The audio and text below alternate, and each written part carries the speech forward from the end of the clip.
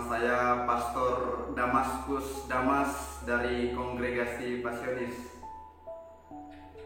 Pada kesempatan ini saya ingin memberi gambaran atau setidaknya sedikit berbagi tentang salah satu dari sekian banyak kekayaan yang dimiliki Gereja Katolik.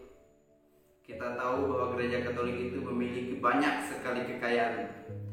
Bisa kita lihat dari devosinya, dari liturginya, dari corak hidup orang berimannya, dan lain-lain, banyak sekali kekayaannya. Dan itu patut kita banggakan sebagai seorang Katolik. Kembali dengan apa yang hendak saya bagikan, yaitu salah satu dari sekian banyak kekayaan Gereja Katolik tadi. Saya ingin memberikan gambaran atau mengenalkan kepada Anda apa dan bagaimana pendidikan atau pembinaan seorang imam atau menjadi imam. Nah, biasa kita kenal dengan sebutan seminari. Umumnya kita mengenal seminari menengah dan seminari tinggi. Baik, mungkin kita mengenal dulu apa itu seminari. Seminari sebetulnya berasal dari bahasa Latin, yaitu seminarium, dengan akar katanya semi, artinya adalah benih. Jadi seminari itu adalah tempat penyemaian benih menjadi seorang imam rohaniwan, menjadi seorang bruder atau pastor. Itu yang biasa kita sebut. Nah, lalu apa itu seminari? Seminari menengah, dan bagaimana proses pembinaan di dalamnya? Seminari menengah itu tingkat pendidikannya setara dengan tingkat SMP dan SMA. Itu seminari menengah.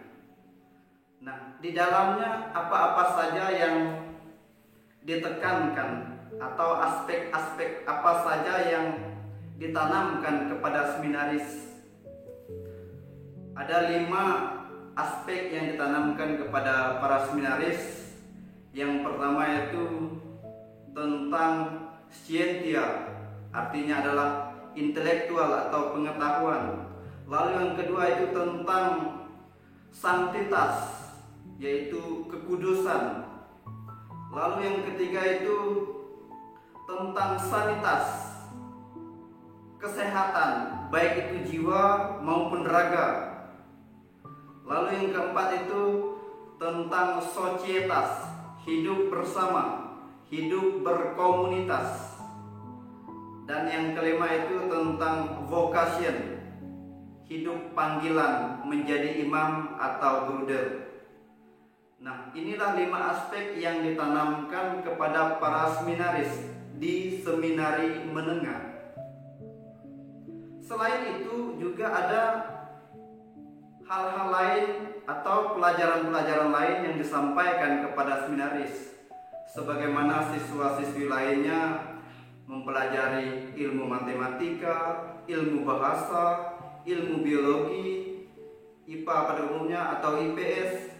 Hal yang sama pun disampaikan kepada seminaris di dalam sebuah seminari menengah.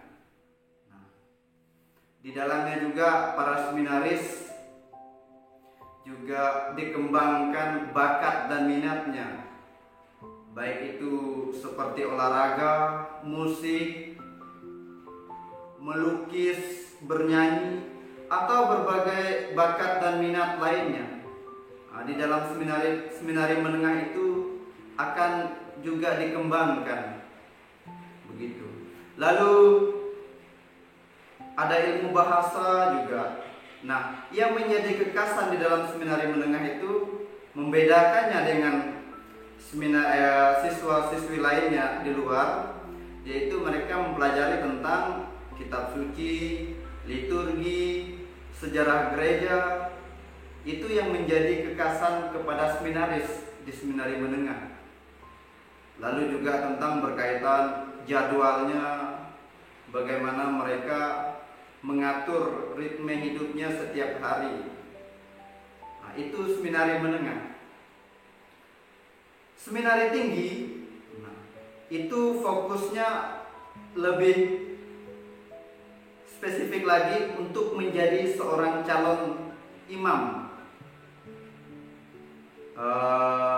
Di dalamnya para seminaris, atau mungkin lebih dikenal dengan sebutan frater lagi, mereka mempelajari atau mendalami ilmu filsafat dan teologi. Selain beberapa aspek, yaitu seperti hidup doa atau spiritualitas, kitab suci, bahasa, sejarah gereja, psikologi, dan lain-lain. Itu tentang seminari tinggi.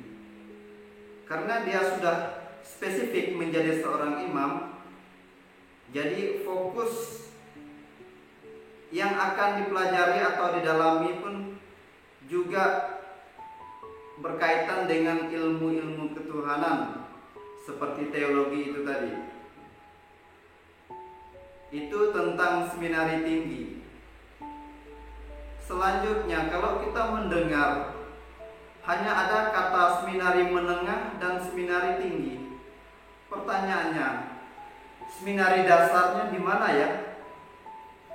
Seminari dasar itu sebetulnya terletak pada keluarga umat Kristiani itu sendiri. Mengutip dari satu dokumen yang dikeluarkan oleh Paus terdahulu kita, yaitu Yohanes Paulus II, dokumen tentang Familiaris Consortio, yaitu peranan keluarga Kristen dalam dunia modern. Ini dokumennya.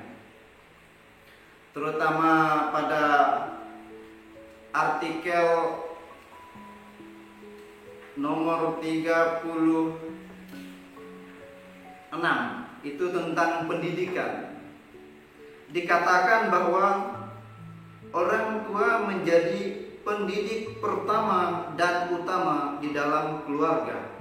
Nah, sebagai pendidik pertama dan utama, dengan kata lain, orang tua memiliki peranan yang paling vital kepada anak-anaknya.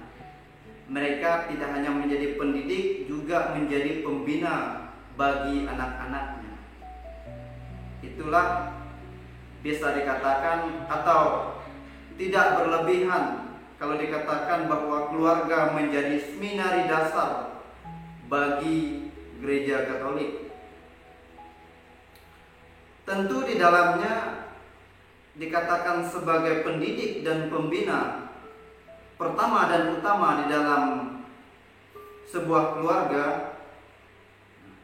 Orang tua tidak hanya menyampaikan hal-hal yang berkaitan dengan hidup bermasyarakat, juga tentu akan disampaikan atau diajarkan kepada anak-anaknya tentang bagaimana hidup menjadi seorang yang beriman, bagaimana hidup dalam kelompok masyarakat sosial, atau bagaimana menjadi seorang anak atau menjadi manusia unggul dalam kehidupan bersama. Ada banyak hal, banyak aspek tentunya yang diajarkan dari orang tua kepada anak-anaknya. Makanya sekali lagi tidak berlebihan bahwa dikatakan seminari dasar dalam gereja Katolik adalah keluarga Kristiani itu sendiri. Nah, setelah kita mengenal adanya seminari dasar, seminari menengah, seminari tinggi yang dimiliki oleh gereja Katolik, maka harapan selanjutnya, harapan kedepannya, seminari itu bisa menjadi semi yang bersinar dan bersari. Semi itu benih, artinya benih semi yang bersinar dan bersari baik di dalam masyarakat maupun di dalam gereja. Terima kasih, semoga ini bisa menjadi atau menambah wawasan bagi kita semua, terutama agar kita semakin bangga akan diri kita sebagai seorang Katolik. Lebih dari itu, tidak hanya membanggakan, juga kita menghidupinya. Kepada rekan-rekan muda, teman-teman muda, jika Anda berani, silakan bergabung bersama di seminari-seminari terdekat di kota Anda. Kami menunggu Anda. Terima kasih.